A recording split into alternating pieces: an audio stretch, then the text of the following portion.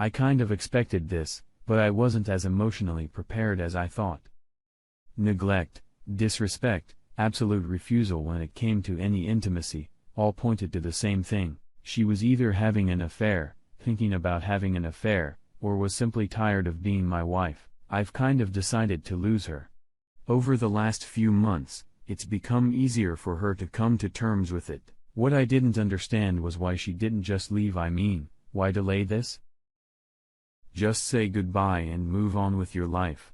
I didn't transfer money because we didn't have much. We lived in a debt-free house, but only because it belonged to my grandmother, and we moved there after she died. I already saw signs back then that I didn't like, so I talked to my parents and they agreed to keep the house in their name for at least a year just to be sure. We had our own house, well, we in a bank. We lived there for 6 years before Sandy drank too much wine one night and dozed off, leaving a dozen candles burning, one of which was too close to the curtains. She was awakened by an alarm and managed to get out, but by then, the entire living room was engulfed in flames. The firefighters arrived there about the same time as I did, preparing to fight the fire as I told them about the gun collection and all the ammunition I had stored. Around this time, several shots were fired, so they retreated to a safe distance and let it burn. One of my best friends was the captain of this particular station, and he wrote that it was too far when they arrived to help with insurance. Apparently, there was no stupidity clause in the insurance policy because they paid out, leaving us with a net amount of about $30,000. It was more than I thought we'd get. So we took her and moved into Grandma's house. We still had about $20,000 left, and she would get half of it, enough to start living in a decent apartment. I would have stayed where I was. I did a few more little things, and if we split up, she would be very disappointed. Like I said, I expected this. I just didn't expect it to go so calmly. I worked a different shift. My hours were later than hers. It was winter time, and it got dark quite early in my area. I noticed that her car was not in the garage, and the porch light was not on. I walked in calling her name. She didn't answer, and I found her at the dressing table putting on her makeup. She was wearing an LBD, not the one I was used to, brand new, with a higher hem and a lower neckline. I watched her for a few minutes while she ignored me. Are we going somewhere? No. It's me. I have a date. She waited for an explosion, but it did not come. I just looked at her until she got nervous. Did you hear me? I said I had a date. I'm dating another man. No. What? I said no. No means no means no. You can date whoever you want, sleep with whoever you want as soon as you move. I will submit the documents as soon as I can, but you will not do this while we live under the same roof. Why don't you pack some things and stay somewhere else for a few days? Give me time to sort everything out, and then we'll talk about how to separate everything. For some reason, her laugh seemed almost crow-like. I will not leave. You. I love this house, and when it's mine, I'll decorate it the way I like it. If you can prove you're a dear, at least I'll get most of the money when we're forced to sell. Do us both a favor and move in with your parents until this is all over. No, you need to leave. Oh, I'm going in about 30 minutes. Don't come here when I get back, or I'll call the police. I'm sure I can think of something to get you kicked out. I heard they're holding you for 48 hours for domestic violence. I think by then, I'll be able to change the locks and get a restraining order. She was a little shocked when I smiled. Whatever you think. Don't do it. I'm serious, Henry, it's a done deal. They're going to fuck you now. Life is a bitch and then someone else has you. Now if you'll excuse me, I need to get this lipstick in order. This bright red should be the perfect color, don't you think? I just smiled and left the bedroom. I knew she didn't have the courage to ask him to pick her up, which meant she was going to meet him. I walked through the garage picking up the aluminum baseball bat I had been using during the summer. 4 good swipes took care of her headlights and taillights. She won't leave in this car. I came back and saw her purse lying on the counter. I opened it, noticing a 6-pack of condoms as I pulled out her phone. Not wanting to make a mess, I took it to the garage, took the battery out, put it on the workbench, grabbed a hammer, and smashed it into 3 pieces. I reassembled the phone without the battery and threw it back into my purse. I almost poked pinpricks into the condoms, but stopped thinking that she would claim it was mine. She walked into the kitchen as I was pouring coffee wearing the highest heels I had ever seen. When she saw me, she frowned. "Get out!" she shouted, pointing to the door. I just smiled and took a sip of my coffee. She sighed. "Okay. If that's what you want, look for police here soon. You might wanna call your dad to get bail money when you can get out." I took another sip of coffee. "Why would the cops come? I didn't threaten you. I didn't lay a hand on you. All I did was refused to let you kick me out of my house. That's not what I'm going to tell the cops. You threatened me when I asked for a divorce and insulted me. I'm afraid for my life." They always believed the woman. "I'm not kidding, Henry. You have about 30 minutes until I call." She stomped away as best she could in those heels. 5 minutes later, she could be heard screaming through the door. She burst in, and the look on her face made me a little nervous. "Oh, you bastard, what did you do to my car? What makes you think that I damaged your car? You shouldn't leave it parked on the street like that." She just looked at me for a second. "Never mind, I'll just call him to come pick me up. I'll even let you see me kiss him when I go out. Don't be surprised if you don't see my head when we drive away." It was my turn to make her nervous as I chuckled. "Of course. Call him. This will give us the opportunity to get to know each other better. I can tell him what a crazy bitch you can be. I hope he doesn't have long-term plans. After all, you are proving to him that marriage vows don't mean much to you." When she discovered her phone wasn't working, stomping, she returned wearing sneakers, carrying heels. "Have a nice evening," I said, smiling. "Fuck you. Fuck you. Fuck you. You'll get yours, bastard." I could still hear her swearing as she walked down the street. It was almost too much when I saw her knock on the first door and not be let in. She must have repeated this for half a block until she realized no one was going to help her. "Thank you, Mom." I called her when I understood everything, and she called all the neighbors. I grew up on this street. Everyone knew me, and everyone loved me. There isn't much of it at all. I knew she would answer the phone soon, so I sat back and waited. It took the police about 20 minutes to respond. I didn't know it then, but she was back staying in the shadows waiting for the police to arrive. I knew one of the police officers, the girl I graduated from high school with. I invited them in and offered them a cup of coffee. They seemed nervous. "Let me guess. You've responded to a call about a domestic disturbance. Do you see broken furniture? Do you see the abrasions on your knuckles, the torn clothes?" They shook their heads. "Then why do you think there were any riots?" "She said you threatened her, Henry. Told her you were going to ruin her life when she told you she was leaving you." "I'm very sorry, Henry, but the law is clear. We must arrest you." "God, this sounds serious." "How serious is perjury?" The man spoke first. "If you have any proof of this, now is the time to show us." So I showed them a video taken with a cell phone camera. Both cops frowned. "Well, that gives you a lot of options, Henry. Perjury is not in your hands. It is up to us.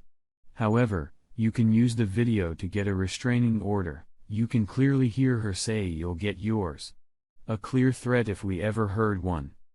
Looks like you guys don't need to be in close proximity to each other right now. You can apply tomorrow and give our names as proof. In the meantime, if you have some way to secure the house so she can't come back, that might be a good idea.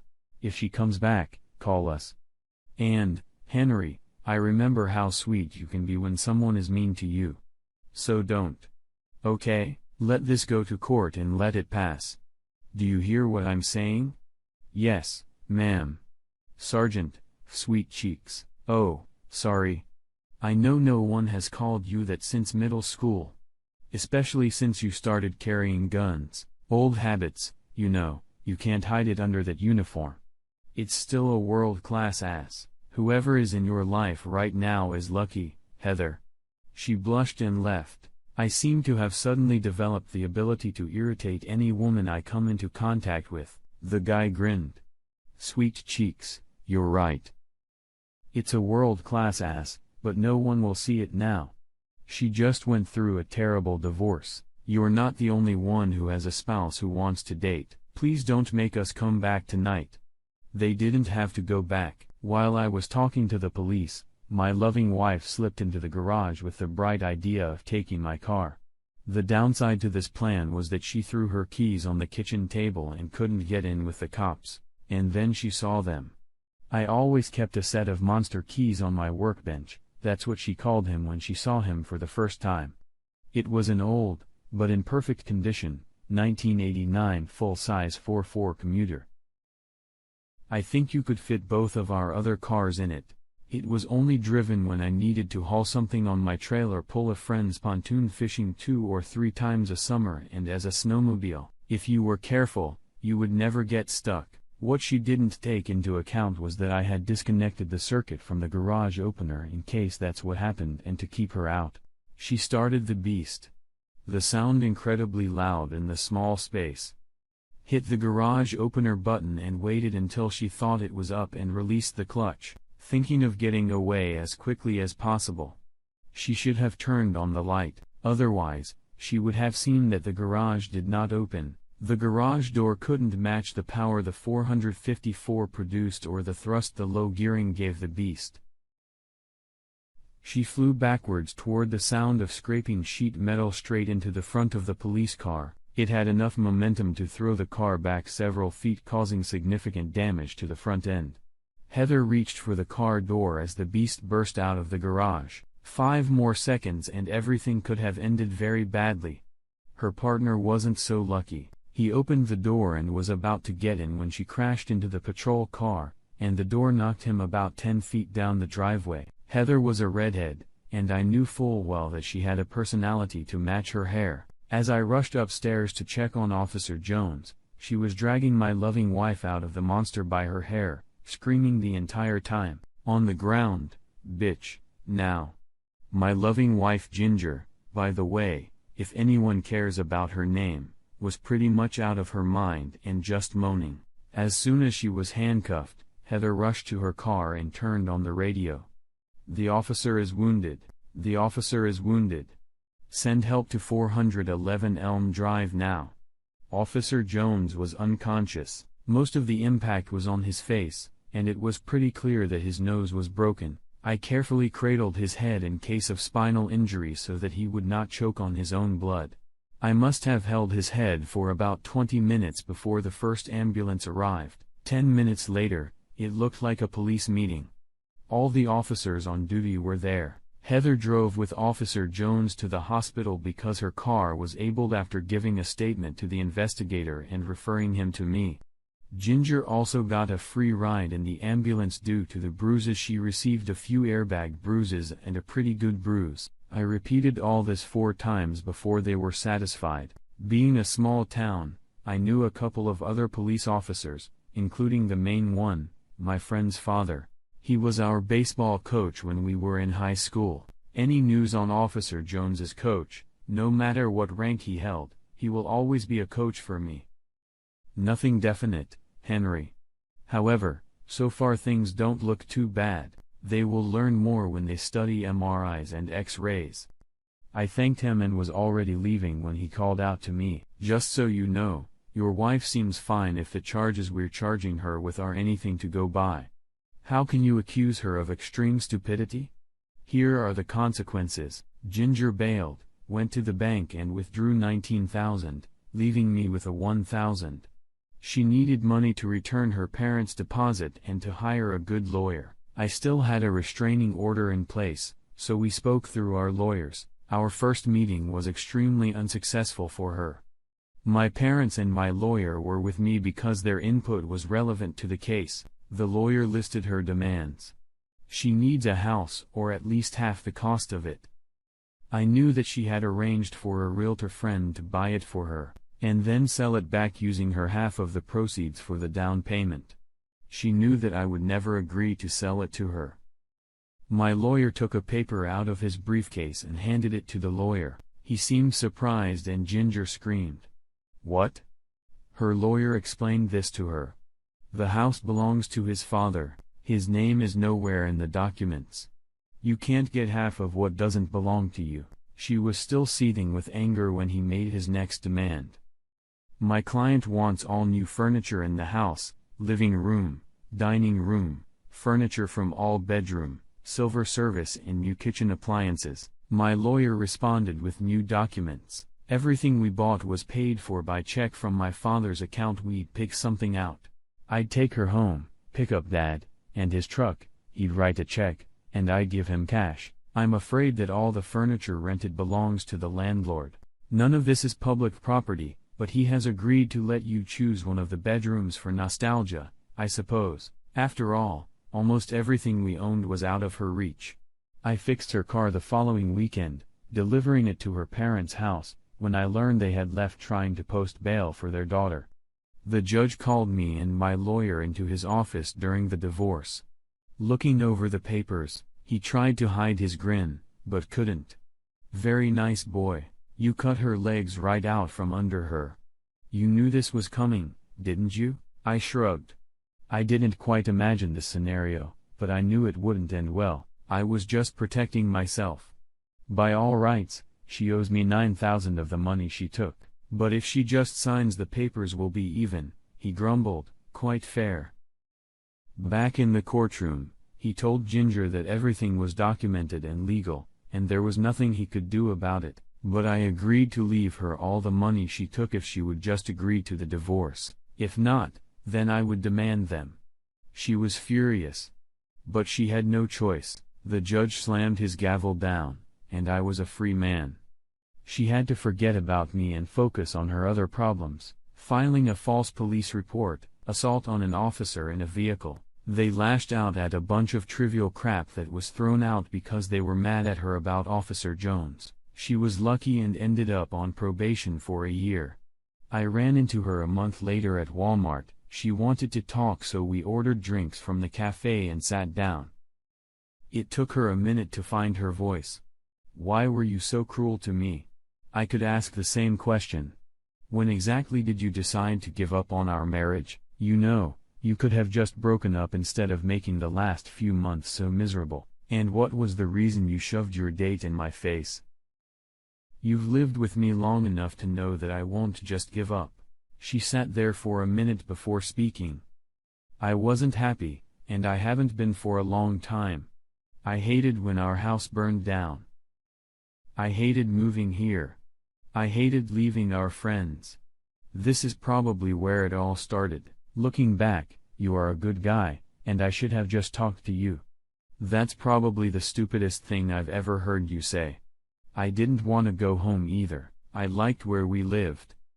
If you had given me any indication that you wanted to stay, we would have taken the insurance money and bought something else. Even after we moved, we could still go back. I think that may have been partly true, but the truth was that you wanted to leave. Why is there so much singing and dancing at the end? I know it wasn't all your fault, but I blamed you for everything. I wasn't really interested in anyone else. I just wanted to hurt you. I regret the way I behaved. You were right. We should have just discussed everything and parted ways as best as possible." I got up and finished. "Well, that was educational. You need to see someone, Ginger. You're completely screwed. I heard you were coming home, so I doubt I'll see you again. Try to live a decent life, and if you fall in love with someone else, use our experience as a learning tool." I didn't say goodbye, I just left. I saw her 4 years later when I returned for a friend's funeral. She looked almost the same, maybe 5 pounds heavier with longer hair. She saw me and smiled, but we never talked. That suited me. It was better to leave the past in the past. About 2 years after this whole mess, I ran into Sergeant Sweet Cheeks at the shooting range. She was wearing jeans and still had a killer ass. We talked and I learned that she was engaged to Officer Jones, who had fully recovered. He got a pretty good settlement from my auto insurance, and they planned to use it for a down payment on a house. 18 months later, I saw her again and asked her how she was enjoying marital bliss. She snorted. "He didn't seem to have as high an opinion of my ass as you did. I caught him with a different ass. And the ass belonged to a man. We didn't part on the best terms. I would like to sympathize, but I don't." She seemed surprised. "Why not?" "Because now you're free again, I hope. I never got that sweet ass spanked in high school. This might be my chance.